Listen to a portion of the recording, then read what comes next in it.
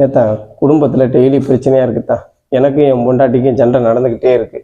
உனக்கு வந்து அவள் சோறு குழம்பு ஆக்கி போட முடியாதான், துணிமணி துவைச்சி போட முடியாதான், உன்னை கொண்டு ஆசிரமத்தில் சேர்த்துற சொல்கிறான்.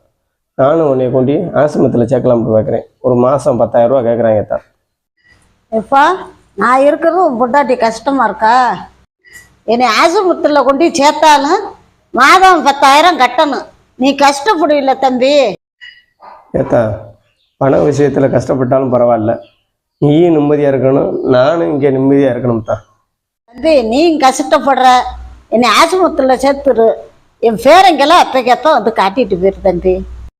ஆசிரமத்தில் போய் என்னை சேர்க்கணும்னு கேட்க போனேங்க, ஒரு தவளும் காணா, 2 நாளாக உன் பொண்டாட்டியும் காணா. ஏத்தா ஆசிரமத்தில் போய் கேட்க போனேன். நான் கேட்க போன நேரம் அவங்க அண்ணன் அவங்க அப்பா அம்மா 2 வச்சு இங்கே கொண்டாந்து விடணும்னு சொல்லி அவனும் கேட்க வந்துட்டேன். என்னடாண்டே என் வீட்லேயும் இதே பிரச்சனைதே, என் அப்பா அத்தாவுக்கு ஏன் பொண்டாட்டி கஞ்சி இது ஊற்ற மாட்டோம்ன்றா, அதனால் அவங்க 2 வச்சு இங்கே சேர்க்கலாம்னு சொல்லி நான் வந்துட்டேன் அப்படின்ட்டேன்.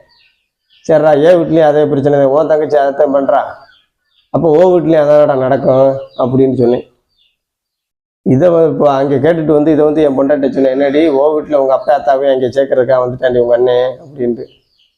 உடனே ஆத்திரப்பட்டா, எங்கள் அப்பா அத்தா என்னை அப்படி வளர்த்தாக இப்படி வளர்த்தாக, எப்படி அவங்கள ஆசிரமத்தில் சேர்க்கலாம் அப்படின்னு சொல்லி உடனே ஆத்திரப்பட்டா. அப்போ நீ செய்கிறதாடி இங்கே அங்கே நடக்கும் அப்படின்ட்டு. உடனே கொஞ்சம் மனம் திருந்தி நம்ம அத்தையும் அனுப்ப வேணாம், அதே மாதிரி எங்கள் வீட்லேயும் எங்கள் அப்பா அம்மாவை அனுப்பாத அளவுக்கு நான் போய் சொல்லிட்டு வரேன்ட்டு சொல்லி போயிருக்காப்பா.